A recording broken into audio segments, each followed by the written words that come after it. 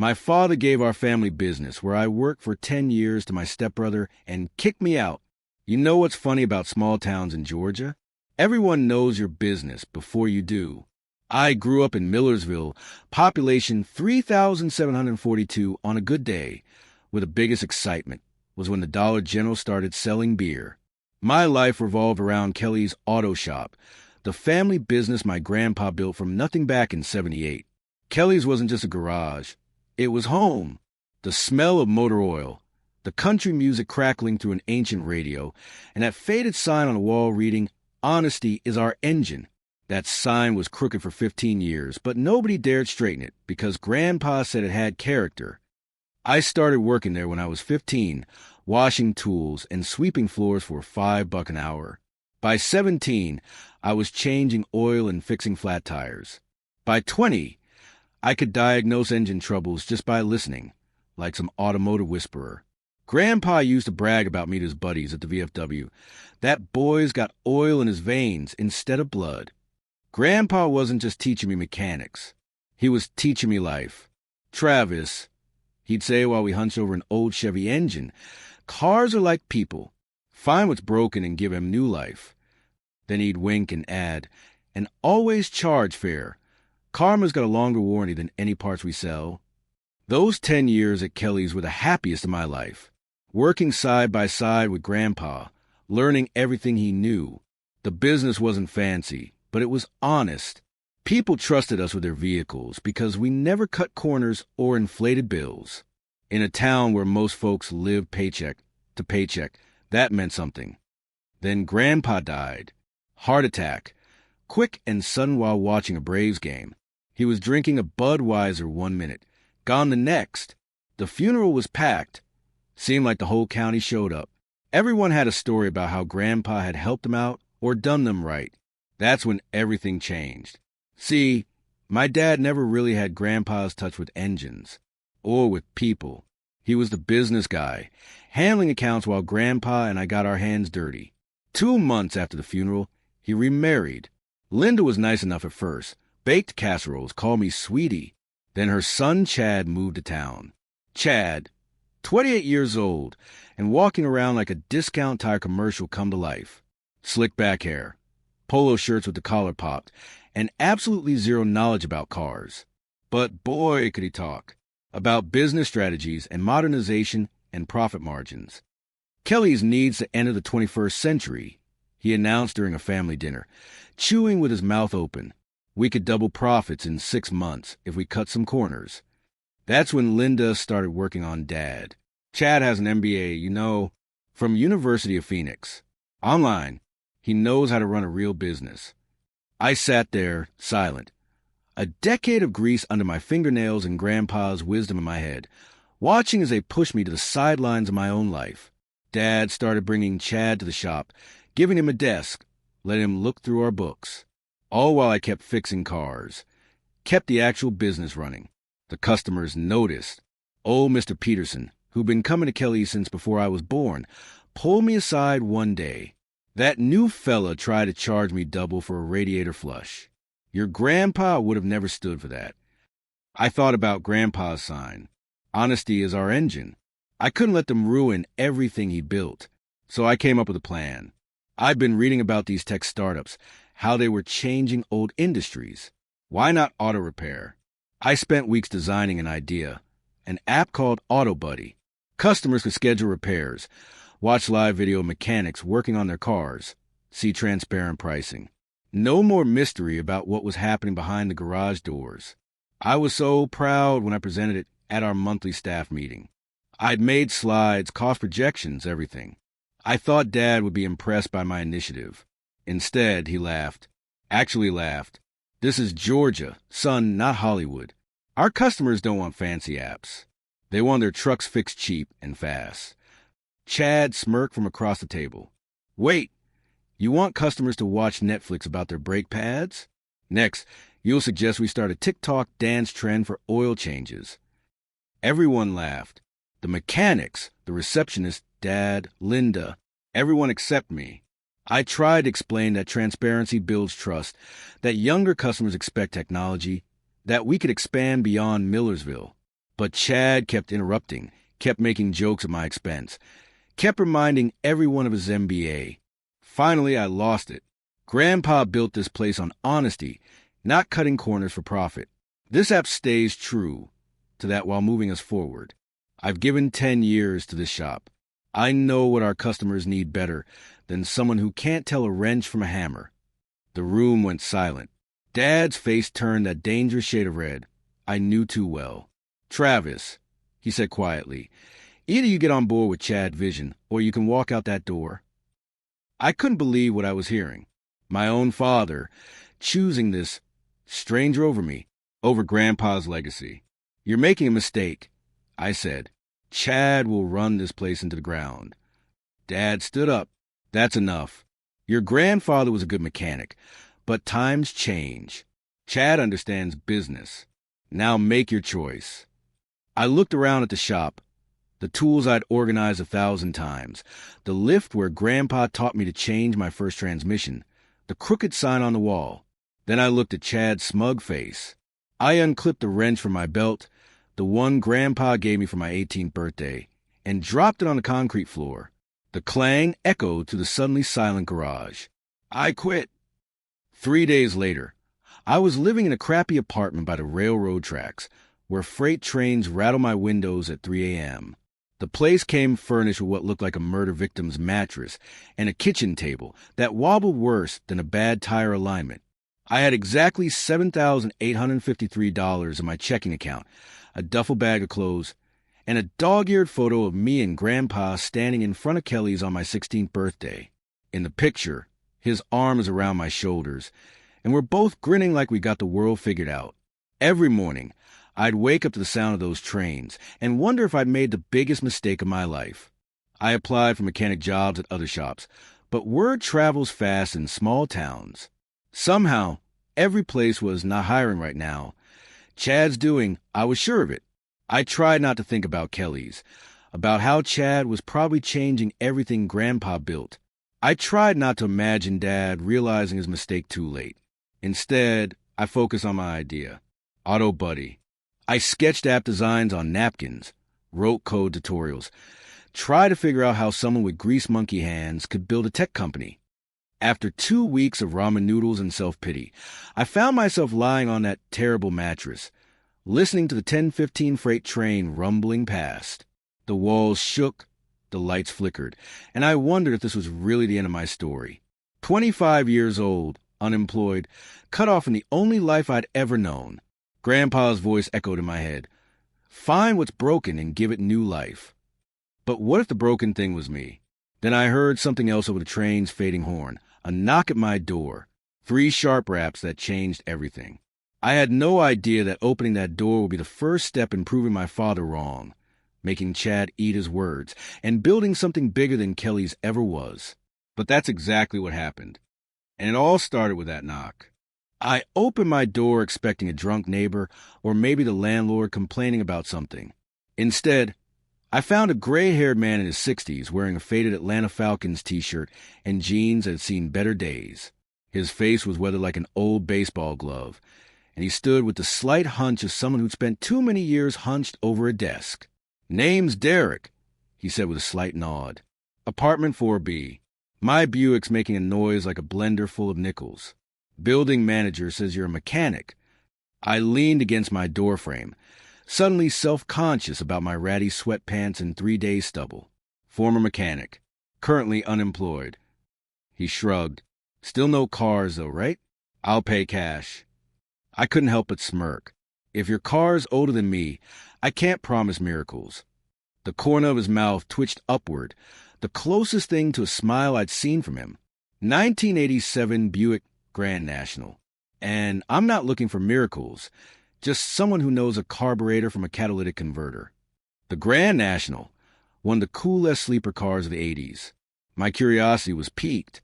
Plus, I needed the money. 20 minutes later, I was under the hood of a beautifully maintained black Buick in the apartment complex's cracked parking lot. The problem was simple. Loose belt tensioner causing a harmonic rattle. 30 minutes of work, and it purred like a panther again. Derek handed me a $100 bill. When I tried to make change, He waved me off. Worth every penny to not get gouged by the dealership. He hesitated, then added, "If you're looking for work, my neighbor 2 floors down needs help with his son's moped." That's how it started. My unofficial mechanic business. Word spread through the building, then to the next. Soon I was fixing bikes, mopeds, lawn mowers, anything with an engine for cash. Not exactly the career I'd planned, but it kept me afloat. But working under a shade tree wasn't going to cut it long term. I needed something stable, so I took a second job delivering pizzas for Sal's on my old Ford Ranger. 12-hour days became my new normal. Fix engines in the morning, deliver pies at night, crash on that awful mattress for a few hours, then do it all again. The money was okay, but I felt hollow.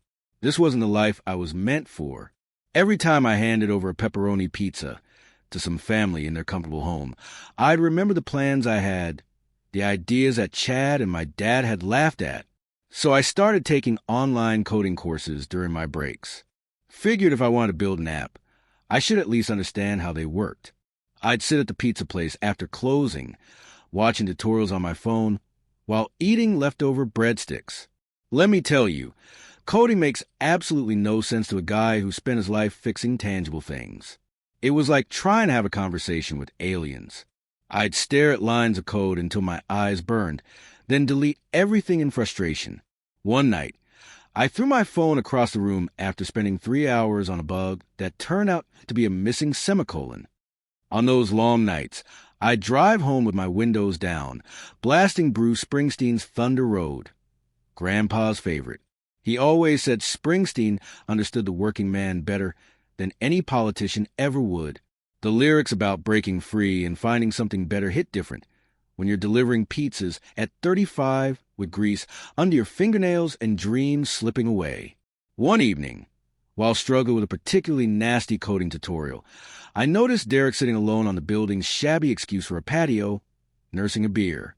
On impulse, I grabbed 2 more beers from my fridge and joined him. We didn't talk much that first night. Just sat there, drinking in silence, watching cars pass on the highway. But it became our routine. Every Tuesday and Thursday, we'd share beers and eventually stories. I learned Derek wasn't just some retiree killing time. He'd been the technical director for a healthcare startup in Atlanta, the guy who actually built the product while the idea guys took the credit. The company had been on the verge of acquisition when his wife of 17 years decided she wanted out. Their prenup had a clause about company equity earned during marriage. One messy divorce later, he walked away with almost nothing while she became a millionaire when the company sold 6 months later. "Lost my job, too," he explained one night, staring into his beer. New owners brought in their own technical team, 25 years of experience, and suddenly I was too old and too expensive. I asked why he didn't just find another tech job. He laughed without humor. Tech doesn't want 58-year-old programmers. They want 22-year-olds who will work 80 hours a week for stock options and free snacks. He took a long pull from his beer before adding, "Trust is like an engine without oil. Burns up in seconds, leaves nothing but wreckage behind." Our friendship grew beyond those patio beers. When Derek caught the flu that was making rounds through the building, I picked up groceries and cold medicine for him. When my Ford broke down, he lent me his Buick for pizza deliveries. Small kindnesses that meant everything when you're starting over. One night, after my 3rd failed attempt at getting through a JavaScript course, I unloaded about my app idea, pulled out all my sketches and notes, explained my vision for transparent auto repair. I wasn't even sure why I was telling him. Maybe just needed someone to listen who wouldn't laugh. Derek studied my napkin sketches with an unreadable expression. "So you want farmers in Georgia to download an app to fix their tractors?" For a moment, he sounded just like Chad. My heart sank, but I stood my ground. People are tired of getting ripped off. They want honesty, not another Chad charging them double for work they don't need. Derek took off his glasses, cleaned them methodically with his shirt. The tech is doable. Live video streaming, appointment scheduling, transparent pricing, nothing groundbreaking. But the user adoption curve would be steep. Auto repair isn't exactly an industry known for innovation. I must have looked deflated because he quickly added, "That doesn't mean it's not worth doing. Just means you need to think about your go-to-market strategy." He asked questions I hadn't considered. How would mechanics feel about being filmed? Would the app handle payments or just scheduling? What about parts pricing and sourcing? For the first time, someone was taking my idea seriously, not laughing or dismissing it, but poking holes to make it stronger. We talked until 2 a.m., my pizza getting cold, his beer getting warm. Finally, he yawned and stood up. Let me think about it. Been a while since I've had a problem worth solving. A week passed with no mention of AutoBuddy. I figured he'd lost interest or decided it was a stupid idea after all. I went back to my 2 jobs. Try not to feel disappointed. Then late Friday night, someone knocked on my door. Derek stood there holding a laptop and a thick folder. Dark circles under his eyes suggested he hadn't slept much. Without a word, he pushed past me into my apartment and spread papers across my wobbly kitchen table. "I've been thinking about your app," he said, opening his laptop. Made some wireframes, architecture diagrams, cost projections. I stare at professional-looking designs and technical specs that made my napkin sketches look like a child's doodles. "You did all this? Why?" He didn't look up from his laptop. "Been writing code since before the internet existed. This is the most interesting problem I've seen in years. Besides," he gestured vaguely at the apartment building around us, "not like I got a lot else going on." He pulled up a presentation that laid out everything, from user interface to server architecture to marketing plan. It was AutoBuddy, but better than I'd imagined. More comprehensive, more professional. "There's a catch," he said, finally meeting my eyes. "I want 40% equity. I know that sounds high, but you need more than just an idea to make this work. You need someone who can actually build it." I couldn't argue with that. My coding attempts had been disasters, and hiring developers with my pizza delivery money wasn't happening. 50-50, I countered, equal partners. You build it, I handle the auto industry side. And if this thing crashes and burns, I'll tell everyone it was my fault. Derek actually smiled. A real one this time, not just a twitch of the lips. "I'm in, but if we fail, I'm telling everyone you forced me into it at gunpoint." I laughed. "Deal. Best offer I've had since I got fired." That night marked the beginning of AutoBuddy. Derek coding late into the night, while I worked my 2 jobs and reached out to mechanics I knew from my Kelly's days. We converted my tiny living room into an office, with whiteboards made from dry erase paint on the walls, goodbye security deposit, and endless coffee cups everywhere. Derek taught me enough about technology to be dangerous. Not enough to code, but enough to understand what was possible. I taught him about cars, about the pain points in the industry, about what customers and honest mechanics both wanted. We worked every spare minute.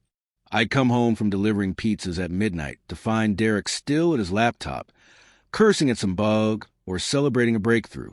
On Sundays, my only day off, we'd work for 14 hours straight, breaking only for delivered Chinese food and occasional power naps.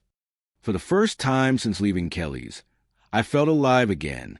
This wasn't just about getting back at Chad or proving my dad wrong anymore. This was about building something meaningful, something that could change an industry stuck in the past. Derek became more than a partner. He became family. The grumpy uncle I never had, full of tech wisdom and cynical jokes. When I get discouraged, he'd remind me that Facebook started in a dorm room, and Apple in a garage. At least our apartment has indoor plumbing, he'd point out. We're already ahead of Steve Jobs. 3 weeks into development, I ran into Mrs. Winters at the grocery store. She was one of our regulars at Kelly's, a sweet older lady with a Subaru that needed constant attention. She asked what I was up to these days, and I got carried away explaining AutoBuddy, how it would transform auto repair, bring transparency to the industry, let customers see exactly what was happening to their vehicles. She seemed genuinely excited for me. "That sounds wonderful, Travis. Much better than working for that awful Chad person." I didn't think much about our conversation until I got a call from Mike, one of the few mechanics at Kelly's who still talked to me. He warned me that I'd been a topic at their staff meeting. Apparently, Mrs. Winters had taken her car in for an oil change and innocently mentioned to Chad how thrilled she was about Travis's clever app that would let people see repairs happening. 2 days later, I noticed a familiar truck parked across from our building, one of Chad's buddies from Kelly's, sitting there watching our apartment. He drove off when I approached. That's when I knew Chad had caught wind of what we were doing. And knowing Chad, he wouldn't just sit back and let us succeed. The game was on. 3 days after spotting Chad's spy truck, I got another call from Mike at Kelly's. He was speaking in a hushed tone, like someone might be listening. Dude, I thought you should know. Chad's on the warpath about some app you're building. Mrs. Winters mentioned it, and he completely lost it in the break room. Started yelling about how you're trying to steal family business secrets or something. I almost laughed. The only secret at Kelly's was which drawer we hid the good coffee in. What exactly did he say? I asked, suddenly concerned about how far Chad might take this. According to Mike, Chad had been ranting to anyone who would listen that I was a disgruntled ex-employee trying to sabotage Kelly's Auto by stealing their client list. He'd even started telling customers that I'd been fired for incompetence, not that I'd walked out. Classic Chad move, rewriting history to make himself the hero. But I had bigger concerns than Chad's ego. Derek and I needed space to work. My tiny apartment was driving us both crazy. We'd knock elbows every time we turned around, and my neighbors were getting tired of hearing technical discussions about back-end infrastructure at 2 a.m. Through one of my moped repair clients, we found a small garage for rent on the outskirts of town. It was nothing fancy. Concrete floor with oil stains older than me, flickering fluorescent lights, and a bathroom that looked like something from a horror movie. But it had decent internet, space for our equipment, and most importantly, it was ours. The day we moved in, Derek looked around the grimy space and smirked. Silicon Valley, eat your heart out. I surveyed our new headquarters. 2 folding tables from Walmart, our laptops, a coffee maker with no auto-off function, our most dangerous piece of equipment, and a mini fridge stocked with energy drinks and leftover pizza. On the wall, I'd hung Grandpa's old sign that I'd managed to grab before leaving Kelly's. Honesty is our engine. If this doesn't work out, I joked, wiping grease from an old workbench, I'm opening a hot dog stand. Less complicated than coding. Derek didn't miss a beat. Only if I can be your accountant. I looked good in one of those green visors. That garage became our world. I'd work on cars during the day. Word had spread about my mobile mechanic service, and I was making enough to quit the pizza delivery job. Then from 6 p.m. until midnight or later, Derek and I would work on AutoBuddy. The app was taking shape faster than we'd expected. Derek had built a prototype that did everything I'd imagined, and then some. Customers could book appointments, see real-time video of repairs, get transparent pricing, and rate their experience. For mechanics, there was a dashboard to manage bookings, send quotes, and showcase their expertise. No more mystery about what happened behind garage doors. The hardest part was figuring out how mechanics could stream repairs without interrupting their work. I'd experimented with different solutions before landing on our winner. Small, lightweight cameras that clipped onto a mechanic's baseball cap or attached to a flexible gooseneck mount that could be positioned anywhere in the work area. But Derek took it to another level when he suggested integrating AI into the system. What if we build an AI that understands car anatomy? He proposed one night, eyes bloodshot from coding, but still excited. It could identify parts, follow the repair process, and automatically switch between camera views to give customers the best angle. I was skeptical at first. AI seemed like science fiction. But Derek showed me how modern machine learning models could be trained to recognize automotive components and understand repair sequences. We spent weeks feeding the system repair manuals, diagrams, and videos of me working on different vehicles. The result was remarkable. We called it AI Buddy. It could track what the mechanic was doing, automatically switch to the optimal camera view, and even provide simple explanations to customers watching the repair. If a customer had questions about what they were seeing, they could ask Buddy directly through the app, and it would explain in plain English what the mechanic was doing and why. The whole setup cost less than $200 per bay, and we included it free with premium subscriptions. It was revolutionary, not just a passive video feed, but an interactive experience that demystified auto repair. I reached out to a few honest mechanics I knew from my Kelly's days, guys who did quality work but struggled to compete with franchise operations and their massive marketing budgets. I offered them free access to test our beta version. The first was Joey Thompson, who ran a two-bay shop specializing in Japanese imports. He was skeptical at first. People don't want to watch me fix their Subaru, Travis. They just want it fixed. But he agreed to try it. A week later, he called me, excitement in his voice. This thing is incredible. Had a lady with a Civic who needed her brakes done. She watched the whole job on her phone while sitting at her office. The AI automatically zoomed in on the worn brake pads and explained the difference between them and the new ones I was installing. When she asked about the rotors, Buddy showed her the scoring on the surface and explained why they needed machining. When she picked up the car, she already knew exactly what I'd done and why. No questions, no suspicion. Even tipped me $20. Then came Ray from Classic Car Restoration, who used AutoBuddy to show a client in California the progress on his vintage Mustang restoration. The client was so impressed with the transparency in Buddy's detailed explanations of the restoration process that he referred 3 friends. Even old man Jenkins, who'd been fixing farm equipment since the Nixon administration and thought smartphones were government tracking devices, admitted the app was not completely useless. After Buddy correctly identified a faulty hydraulic valve on a tractor, high praise from him. We were on to something big. Derek's code was solid. My industry knowledge was filling in the gaps, and Buddy was getting smarter with every repair it witnessed. Our test mechanics were giving us real-world feedback that made each version better than the last. But we needed money to scale. Server costs, AI processing power, app store fees, marketing. It all added up. My savings from Kelly's were dwindling, and Derek had burned through most of his retirement fund already. We needed an investor. Through a friend of Derek's, we got a meeting with an actual venture capitalist from Atlanta, Ron Peterson of Peachtree Partners. We spent a week preparing our pitch, rehearsing answers to every possible question, polishing our prototype until it shined. The meeting was at a fancy downtown restaurant where the menu didn't even list prices. I wore my only suit, the one from Grandpa's funeral, and hoped Ron wouldn't notice it was a size too small now. We made our pitch, showed the prototype, demonstrated how Buddy could identify parts and explain repairs in real time, outlined our growth strategy. Ron asked good questions, nodded at our answers, seemed genuinely interested. Then he leaned back in his chair and delivered the verdict. Look, the product is solid. The AI component is impressive. The problem is real. But this is Georgia, not Silicon Valley.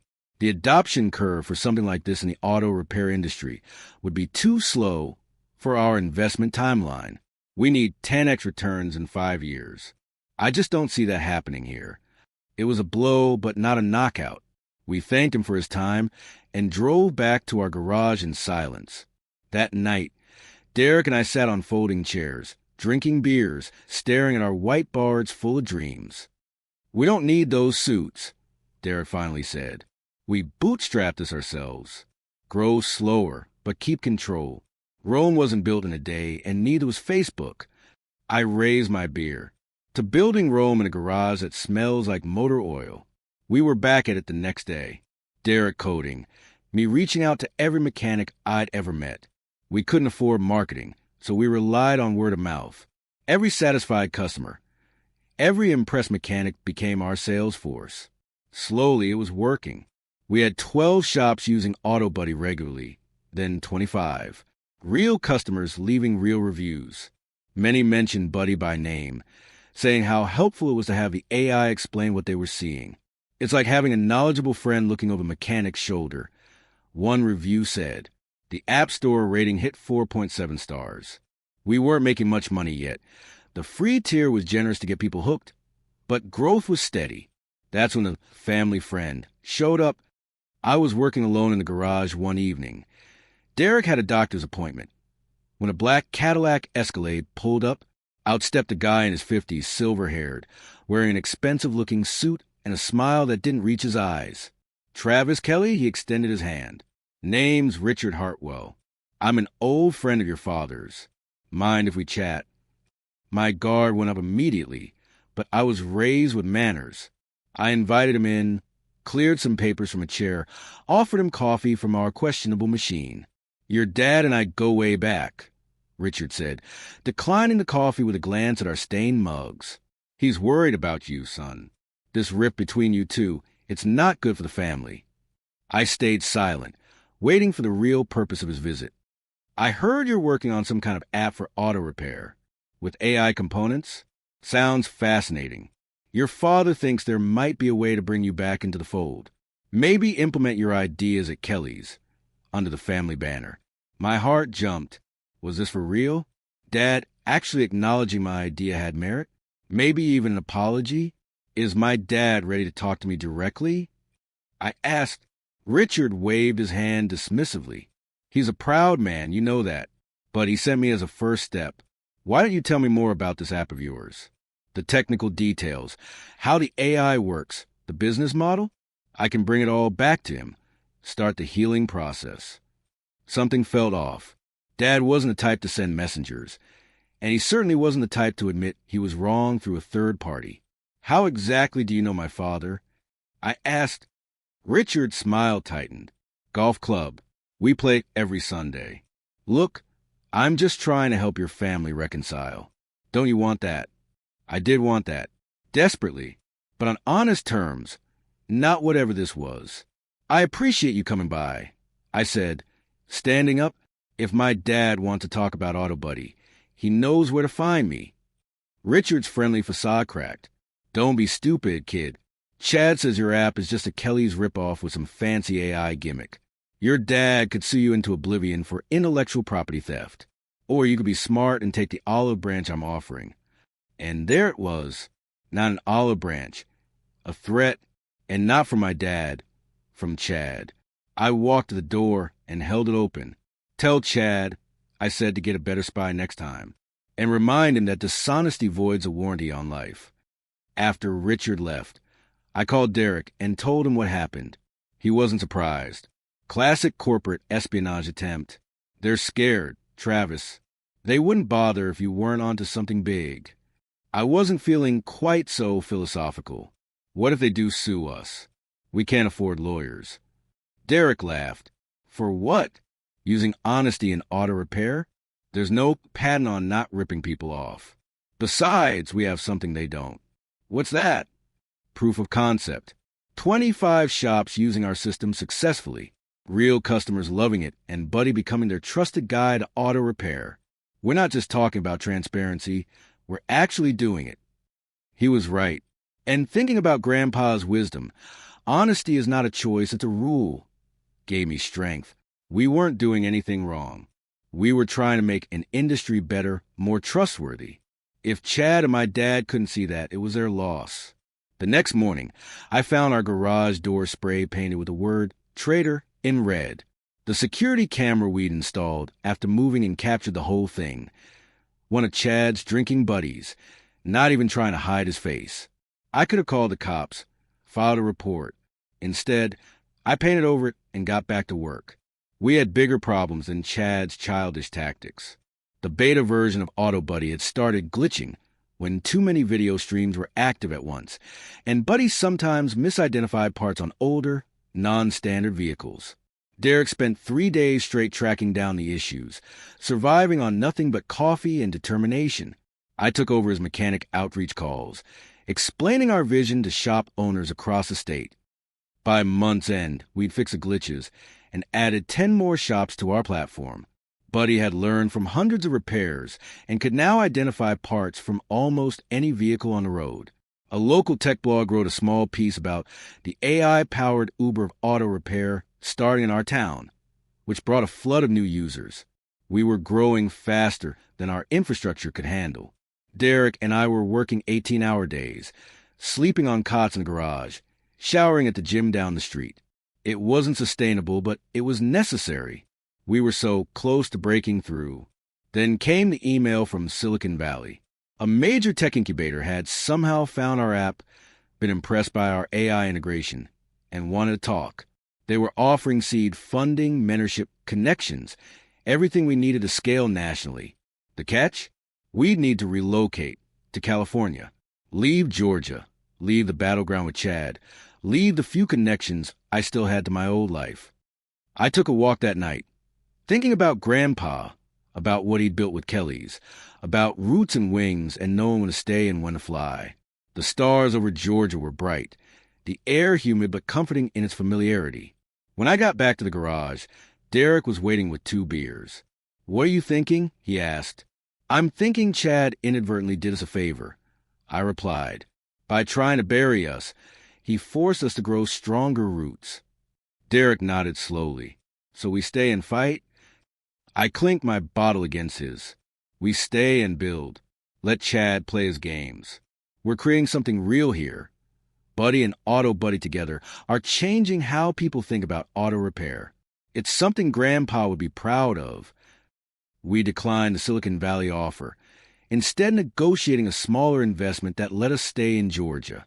We hired our first employee, a local college kid with a computer science degree who reminded me of a younger Derek.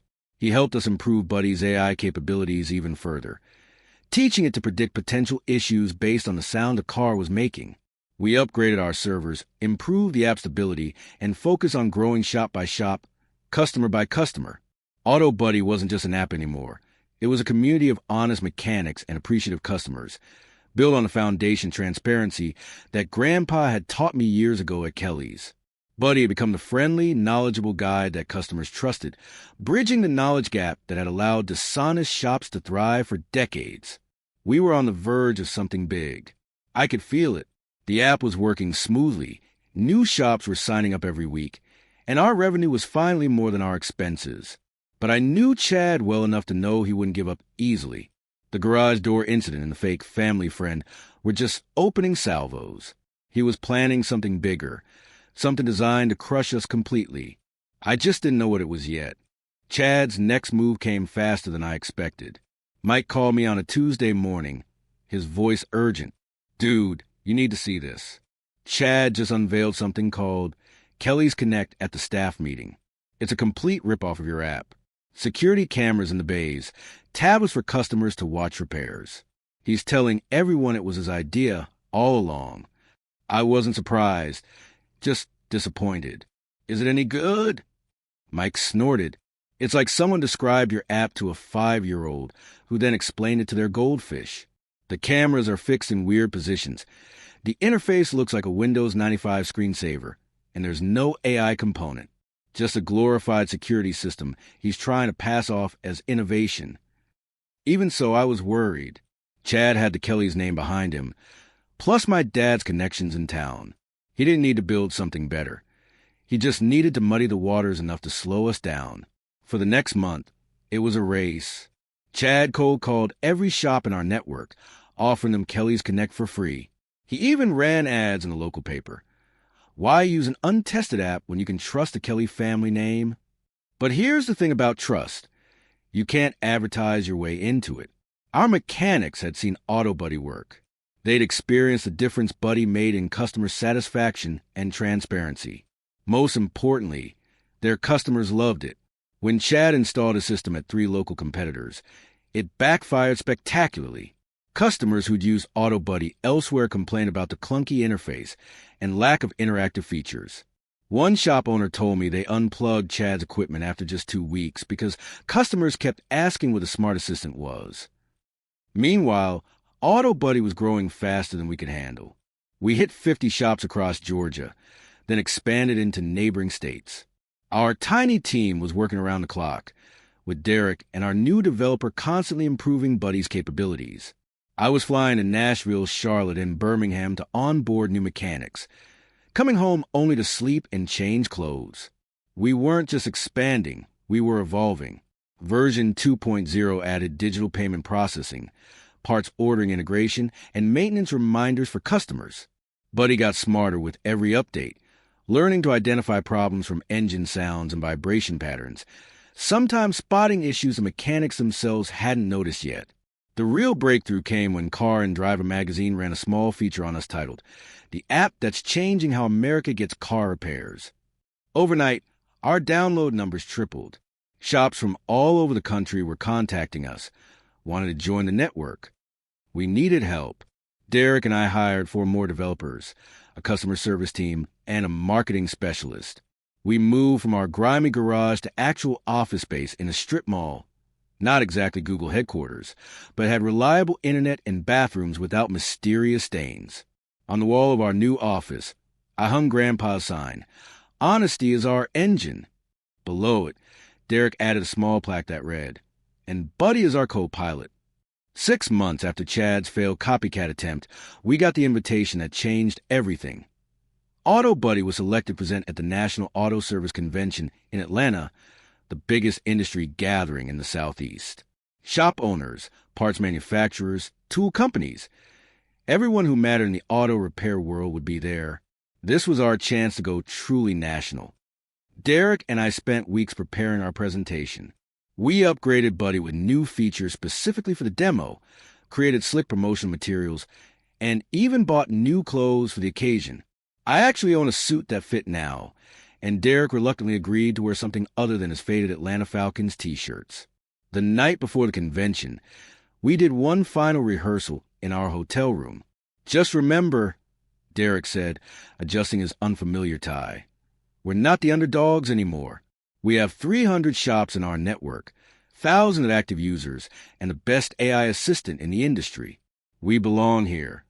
I nodded, but my stomach was doing somersaults. This wasn't just about business success anymore. This was about vindication, about proving that honesty and innovation could coexist, about showing my dad and Chad that I wasn't the failure they thought I was. The convention center was massive, with hundreds of booths showcasing everything from new diagnostic tools to eco-friendly lubricants. Our presentation was scheduled for the main stage at 2 p.m. prime time. As we set up our equipment, I scanned the filling auditorium. That's when I saw them, Dad and Chad, sitting near the back, arms crossed, faces unreadable. Dad looked older than I remembered, with more gray in his hair. Chad still had that smugness that made you want to check your wallet after talking to him. Derek noticed him too. Well, look who decided to scope out the competition. I took a deep breath. Let's give them something to think about. The introduction from the convention organizer was brief, and then it was showtime. I stepped to the microphone, looked out at the sea of faces, and began. "My name is Travis Kelly. 2 years ago, I was a mechanic at my family's shop, trying to convince them that transparency wasn't just a buzzword. It was the future of our industry. They disagreed. Strongly. So strongly that I found myself unemployed, with nothing but an idea and a conviction that customers deserved better. I didn't look at Dad, but I could feel his eyes on me. Today, I want to show you what happened when that idea met reality. When we decided that honesty shouldn't be exceptional in auto repair, it should be the standard. The presentation went better than we'd dare hope. I demonstrated how easy it was for shops to join the platform, while Derek showed the customer interface and Buddy's capabilities. We brought up one of our partner mechanics via video call, who shared how AutoBuddy had increased his customer attention by 40%. The audience was engaged, asking thoughtful questions. When we demonstrated Buddy's newest feature, the ability to create digital vehicle health records that track maintenance history across multiple shops, there was actual applause. At one point, I risked a glance toward the back row. Chad looked like he'd swallowed something sour. But Dad was leaning forward, watching intently. We finished with our vision for the future. AutoBuddy expanding nationwide, bringing transparency to an industry that desperately needed it, and Buddy evolving to help both mechanics and customers make better decisions about vehicle maintenance. We're not just changing how repairs are done.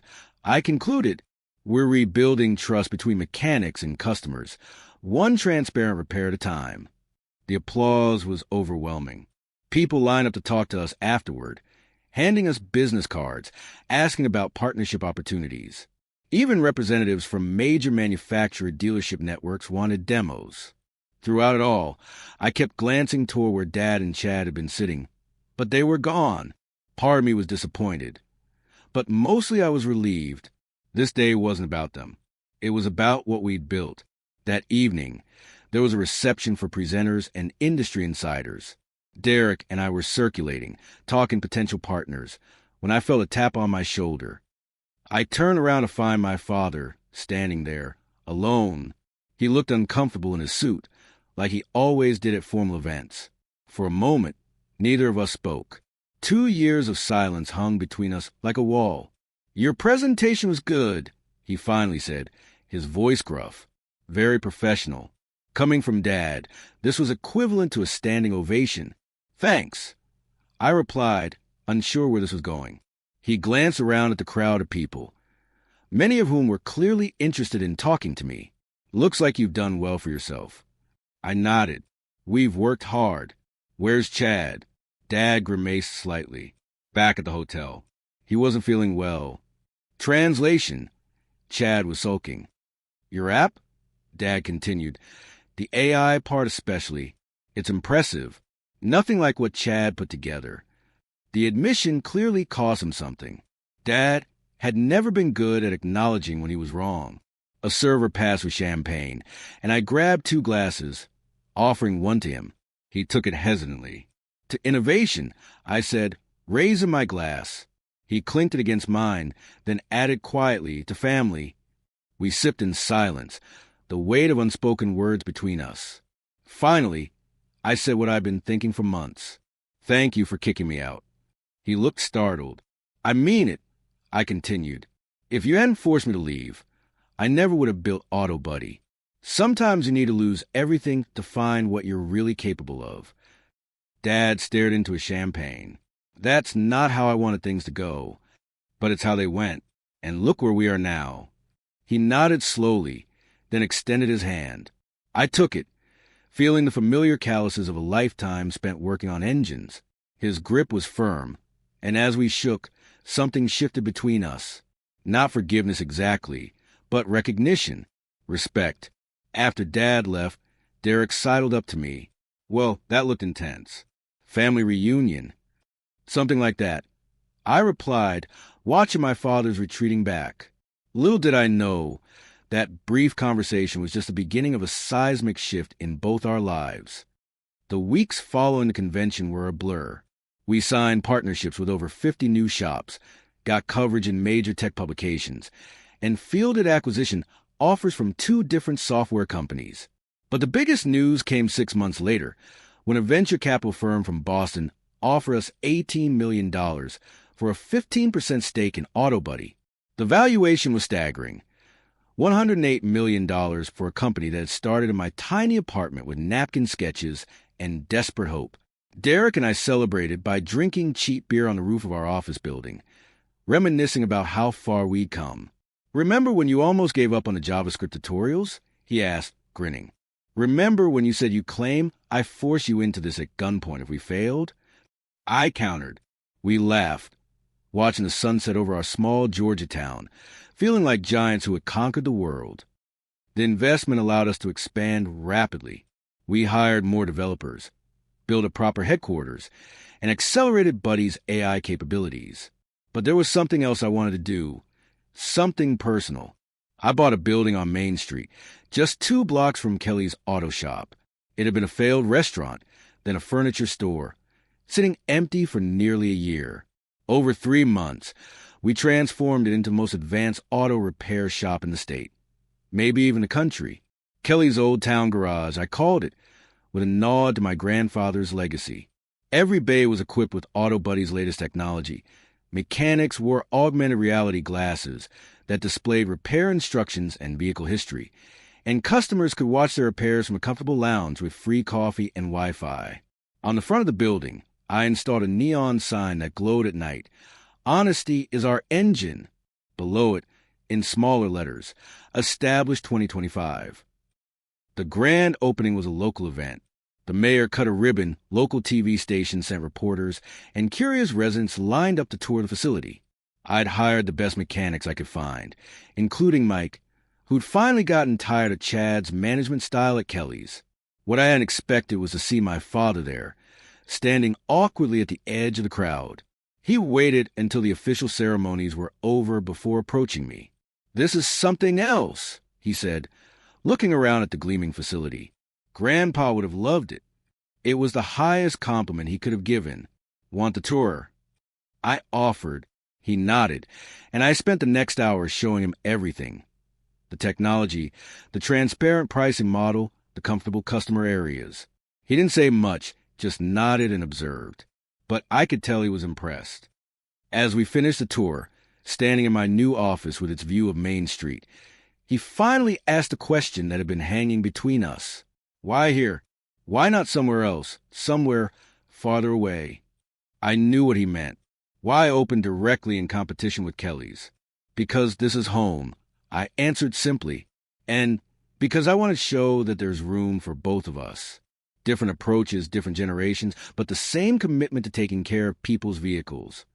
He seemed to accept that, nodding thoughtfully. We parted with another handshake, firmer this time. As he turned to leave, he hesitated at the door. You should come by the house sometime. Linda makes a decent pot roast on Sundays.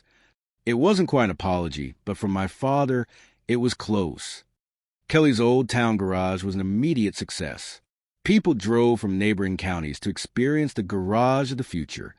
Local news did a feature on us titled Small Town, Big Innovation. One customer described us as SpaceX for pickup trucks, which became something of a catchphrase around town. Meanwhile, AutoBuddy continued to grow nationally. We hit the 500 shop mark, then 750. Buddy was constantly learning, becoming more accurate, more helpful. The tech press started mentioning us alongside major players in the automotive software space. For the first time since Grandpa died, I felt truly at peace. I'd built something meaningful, something that helped people, something that made the world a little more honest. And I'd found my own path, distinct from the family legacy but honoring its core values. I even started having dinner at Dad and Linda's occasionally. Chad was notably absent from these gatherings, having taken a job with an auto parts chain in Atlanta. The conversations were sometimes stilted, but they were happening. Progress. Then, late one evening as I was closing up the garage, I heard a knock on the glass door. Through the logo, I could see my father standing outside, alone, his expression serious. I let him in, curious about this unexpected visit. Got a minute? He asked, glancing around at the darkened shop. Sure, I replied, leading him back to my office. Everything okay? He sat heavily in the chair across from my desk, looking older than his years. I've been doing a lot of thinking since the convention. He began, about Kelly's, about what your grandfather built, about the future. I waited, sensing there was more. I thought I had it all figured out, he continued. Thought Chad was the answer, but I was wrong. My father, admitting he was wrong. The world truly was full of surprises. I think we need to talk, he said, about Kelly's, about the future, about bringing the family back together. I realized then that the story I thought had reached its conclusion was actually just beginning a new chapter. And whatever came next would change everything. Again, I offered my father a cup of coffee. The good stuff, not the questionable sludge we'd survived on in our early garage days. He accepted, but just held it between his hands, staring at the steam rising from the mug. The silence stretched uncomfortably. Dad had never been much for words, but this was different. He seemed to be gathering courage for something. Finally, he reached into his jacket pocket and pulled out a folded piece of paper. It looked official, company letterhead from Kelly's auto shop. He placed it on my desk, but kept his hand on it. I've been trying to figure out how to say this for months, he began, his voice rougher than usual. But I'm not good with words, never have been. He slid the paper toward me. I wrote it down instead. The truth is I was wrong, son. Not for the business, though I was wrong about that too, but wrong for you. You deserve better. I unfolded the letter, my hand suddenly unsteady. It was short, just a few paragraphs, but I could imagine how much each word had cost him. My father, apologizing in writing because he couldn't trust his voice to say the words. I felt my chest tighten as I read his acknowledgement of how he'd let Chad push me out, how he'd been too stubborn to see the value of my ideas, how he betrayed not just me, but my grandfather's vision for Kelly's. Sitting there, Looking at my father's slumped shoulders, I remembered something Grandpa told me once while we were rebuilding a transmission. Forgiveness isn't weakness, Travis. It's strength. Holding grudges is easy. Letting go takes real power. I folded the letter carefully and looked at my father. Thank you for this. It means a lot. He nodded, meeting my eyes briefly before looking away. There's more. Kelly's is in trouble. Serious trouble. I'd suspected as much. The local grapevine had been buzzing about declining business at the old shop, but I hadn't realized how bad it was.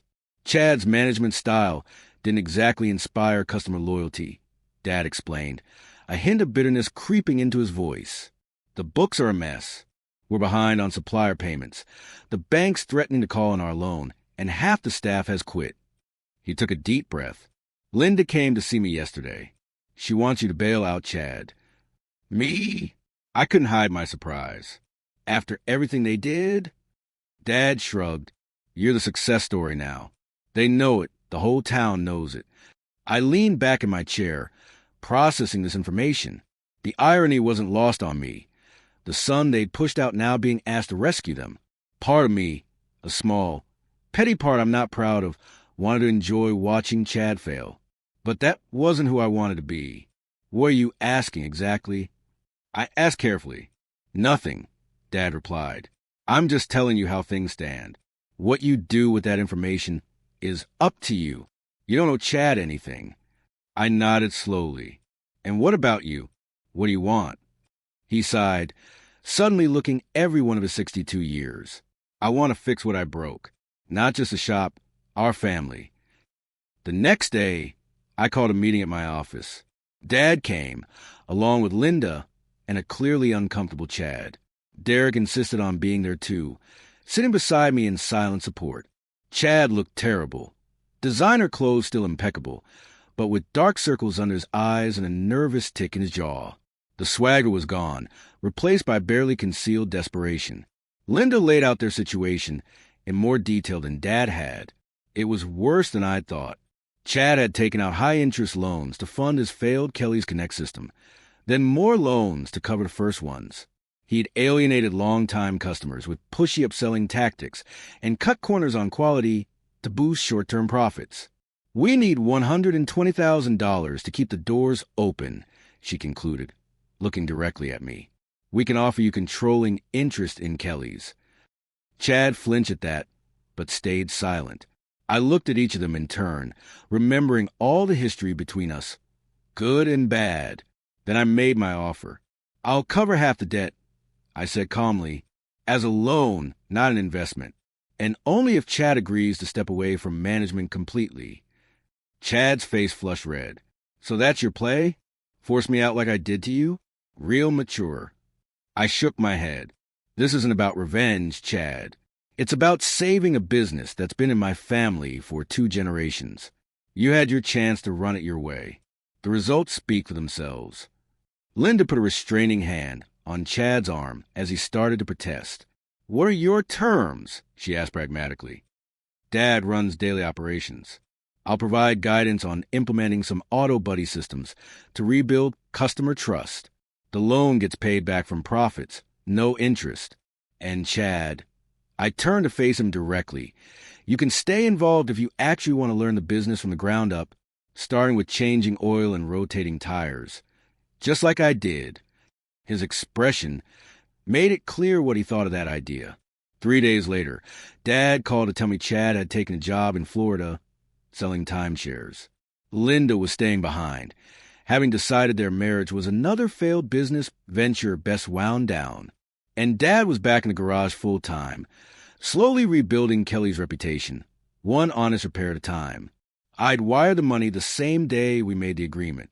Not for Chad. He'd made his choices. But for my father and for the legacy my grandfather had created. A month after that meeting, Derek showed up at my office with a 6-pack of craft beer and a proposal. I've been thinking, he said, popping the caps off 2 bottles. We're making good money now. Real money. We should do something with it besides upgrading servers and hiring more developers. I took a swig of the beer, some local IPA with a ridiculous name and excellent flavor. What did you have in mind? Scholarships, he replied, for young mechanics who want to start their own businesses. Kids with grease under their fingernails and dreams in their heads. Kids like you were. The idea resonated immediately. I'd been lucky to have Derek's technical expertise and my own family background in the industry. Not everyone got those advantages. The AutoBuddy Future Mechanics Fund. I said, testing the name. I like it. We could offer not just money, but mentorship, business training, technology integration. Derek nodded enthusiastically. Exactly. I was thinking 10 scholarships to start, $25,000 each, plus a full AutoBuddy system for their shop and ongoing support. I was that kid once. I mused, working for minimum wage, learning everything I could, dreaming of running my own place someday.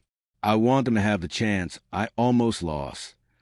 We launched the program 3 months later, with a surprisingly emotional video announcement filmed in my first grimy garage. Applications poured in from across the country, young mechanics with innovative ideas and the drive to make them happen. Our first class of scholarship recipients included a 22-year-old woman specializing in electric vehicle conversions, a former military mechanic creating a mobile repair service for rural communities, and an immigrant from Vietnam who'd learned mechanics by fixing his family's delivery vans and now wanted to open a shop focusing on hybrid vehicles. I mentored them personally, sharing not just technical knowledge, but the hard-won wisdom about business, family, and staying true to your values when it would be easier to compromise. In their eager faces, I sometimes caught glimpses of myself at their age, and occasionally glimpses of my grandfather. Meanwhile, AutoBuddy continued its explosive growth. We expanded internationally, adapted Buddy to understand multiple languages, and developed new features based on user feedback. The company valuation hit $350 million, then $500 million. We had offices in 3 cities and over 100 employees. Dad managed to save Kelly's, implementing a simplified version of AutoBuddy and focusing on rebuilding relationships with longtime customers. We had dinner together most Sundays now, our conversations growing easier with time. He never directly mentioned the letter he'd written, and I never brought it up. Some things don't need to be discussed once they've been acknowledged. 3 years after our confrontation at the convention, I found myself standing outside my flagship garage late one evening. The neon honesty is our engine sign glowed in the twilight, while inside, the mechanics were finishing up the day's last repairs, Buddy's AI silently monitoring and assisting. Through the large windows, I could see customers in the comfortable waiting area, watching their repairs on tablets, asking questions through the app, receiving clear explanations. No mystery, no anxiety, no wondering if they were being ripped off. From a battered old radio, the same model Grandpa used to have at Kelly's, came familiar strains of a Bruce Springsteen song. I smiled at the coincidence. Dad had said I would ruin the family business. Instead, I created a new one. And somewhere along the way, I'd help rebuild our family too. Not the way it was before, but something different, something stronger. I thought about the journey, from washing tools at Kelly's to running a multi-million-dollar tech company, from the angry young man who'd thrown down his wrench to the person I'd become, the failures, the successes, the lessons learned. Grandpa would have been proud, not of the money or the recognition, but of how we transformed an industry built too often on mistrust into one that could be transparent and honest, of how we'd given thousands of independent mechanics the tools to compete with big chains without compromising their integrity. I pulled out my keys, ready to lock up the night. Tomorrow would bring new challenges, new opportunities. The journey wasn't over. It never really is. But now I had the tools to navigate it. Life is like an old engine. Sometimes you have to take it apart completely, down to the smallest bolt, before you understand how it works. And when you put it back together, you might find you built something better than before. As for Chad, last I heard he'd been fired from the timeshare job and was selling cryptocurrency investment schemes on Instagram. Some engines can't be rebuilt. But that's another story altogether.